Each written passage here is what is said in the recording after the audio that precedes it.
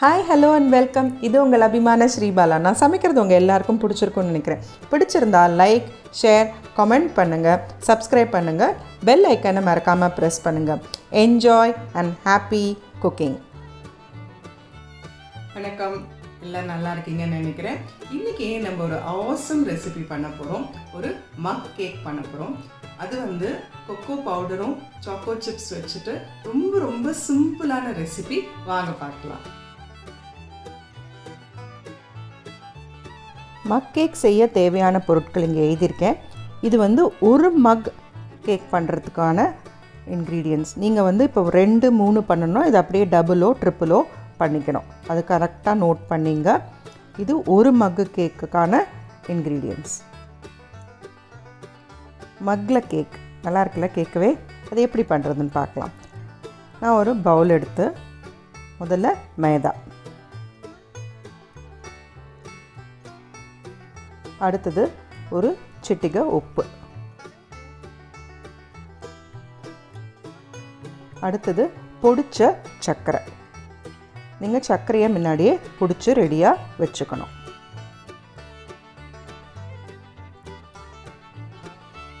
அடுத்தது cocoa powder. நீங்கள் சில மக் கேக் ரெசிபீஸ் பார்த்துருப்பீங்க யூடியூப்பில். அது எல்லாமே மக்லேயே மிக்ஸ் பண்ணுவாங்க. என்ன ஆகுனா, உங்களுக்கு மக்கில் மிக்ஸ் பண்ணும்போது கரெக்டாக உங்களால் மிக்ஸ் பண்ணி அதை அழகாக ஒரு கன்சிஸ்டன்சிக்கு கொண்டு வர முடியாது. அதனால் ஒரு பாத்திரத்தில் பண்ணிவிட்டு மக்குக்கு மாற்றுறது ஈஸியான மெத்தட். அடுத்தது எண்ணெய். இதில் முட்டை போட போகிறதில்ல, அதனால் எண்ணெய். நெக்ஸ்ட்டு பால்.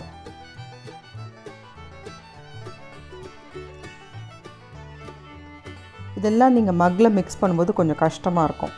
அதனால் நான் பாத்திரத்தில் மிக்ஸ் பண்ணிப்பேன். இந்த மாதிரி அழகாக வரும் இப்படி பண்ணுற போது பாத்திரத்தில்.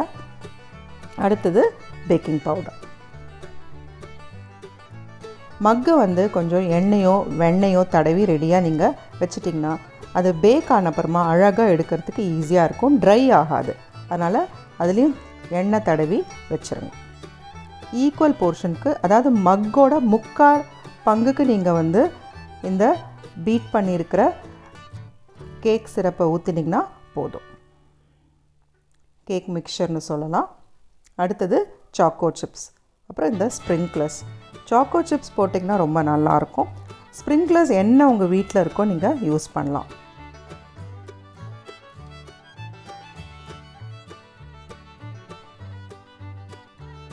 இதை என் பொண்ணு நிறைய யூஸ் பண்ணுவாள், அதனால எங்கள் வீட்டில் நிறைய இருக்குது. நான் எடுத்து அள்ளி தெளிச்சிட்ருக்கேன்.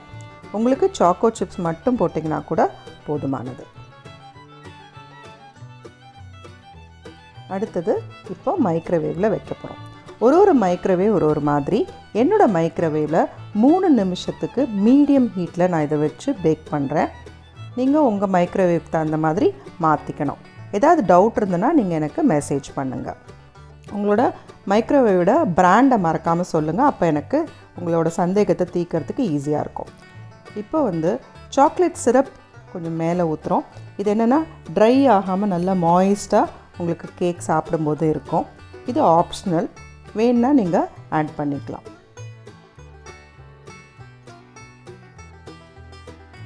ஒரு அருமையான மக் கேக் இப்போ தயாராகிடுச்சு. என்னோட சேர்ந்து நீங்களும் சாப்பிட்றதுக்கு ரெடி ஆகுங்க. இவ்வளோ அருமையாக வருது பாருங்கள். ஸோ இந்த ரெசிபியை கட்டாயம் செஞ்சு பார்த்துட்டு எனக்கு ஃபீட்பேக்